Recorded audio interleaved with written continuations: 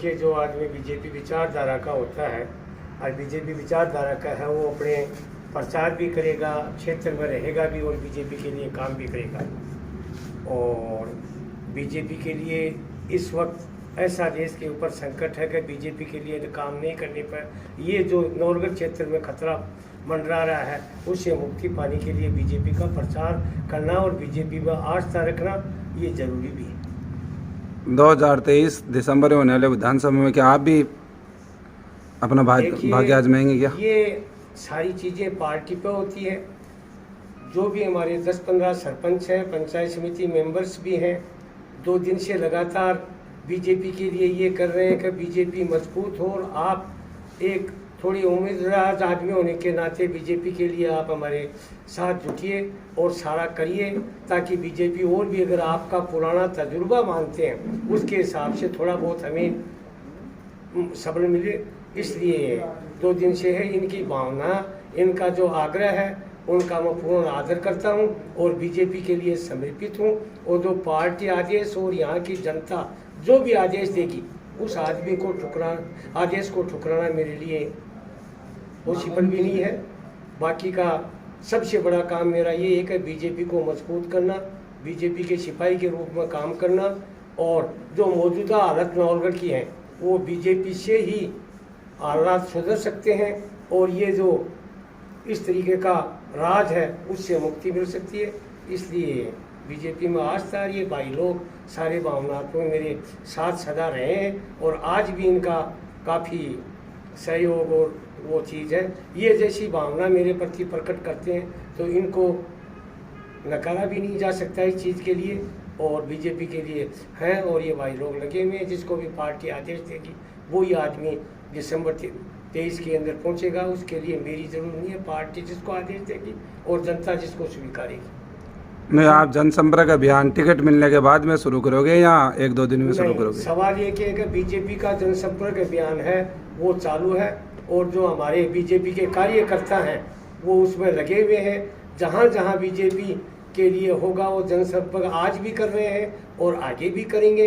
BJP के लिए ये जरूरी नहीं है कि बीजेपी टिकट दे तो ही हम जनसंपर्क करें, हम तो आज भी लगे हुए हैं बीजेपी के लिए। वैसे मैं किसान मोर्चे का जिला का उपाध्यक्ष भी हूँ, तो ऐसी कोई चीज़ नहीं है कि बीजेपी का नहीं, हम तो लगे हुए हैं। स्वास्थ्य की वजह से या कोई कभी दिक्कत हो जाए तो कहीं नहीं पहुंच पाए, वो एक अलग चीज़ है। और बाकी के लगे हुए हमारे साथी बावर जी हैं, राजेंद्र जी सैनी हैं जो बहुत ही बीजेपी के अच्छे कार्यकर्ता हैं, मोहर सिंह जी हैं, ये हमारे लोहागढ़ सरपंच युवा है, ये इतना ज़्यादा एक्टिव है मौजूदा स्थिति के अंदर कि मैं हर तीसरे घंटे के दिन इनकी गाड़ी को घूमते हुए लोहागढ़ लिखा हुआ देखता हूँ, बड़ा खुश होता हूँ। बीजेपी का फूल लगा हुआ, इधर ये संयोजक है नौरगढ़ का, और इस टाइम ये भी उगता सितारा है बीजेपी के अंदर, इसको भी देखता हूँ। हमारे मदन सिंह जी हैं, वो रजनीश जी हैं, और भाई वो श्री राम जी जांगेड़, ये सारे जो हैं, इन लोगों की जो भावना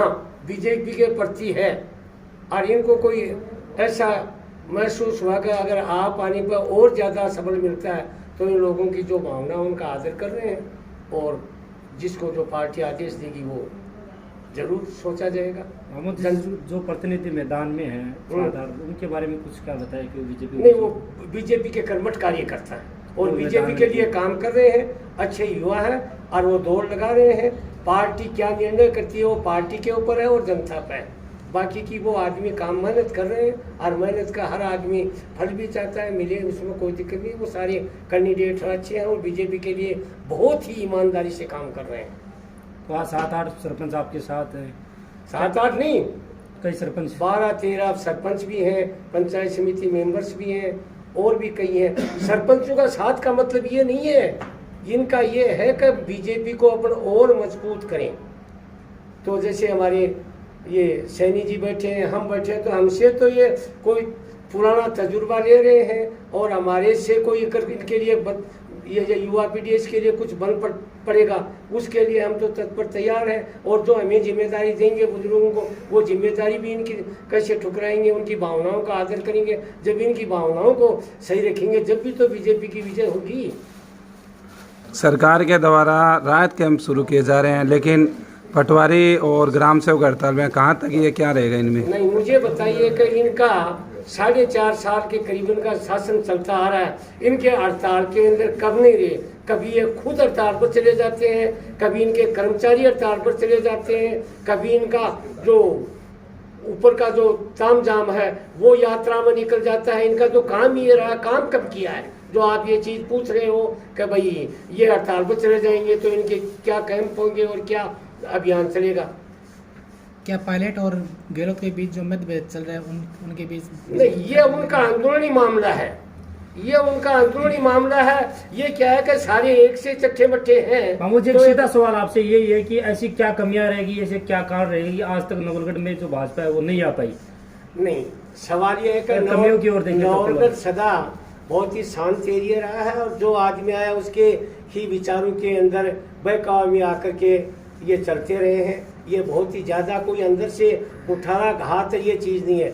जब उन्होंने ये देखा, पहले ये देखा था कि दाल ठीक है, आज कोई एक आध दाना काला है। अब जब इन जनता ने देखा कि ये दाल को जाकर के देखा तो ये तो सारी ही काली है, इसलिए आज से पहले नहीं हुआ। अब की बार बीजेपी जीतेगी, इसमें कोई शक नहीं है। तो कितनी पार रहेगी बीजेपी अब की बार? ये मतदाताओं के ऊपर है, लेकिन ये मान के चलो कि बहुत भारी विजय होगी बीजेपी की।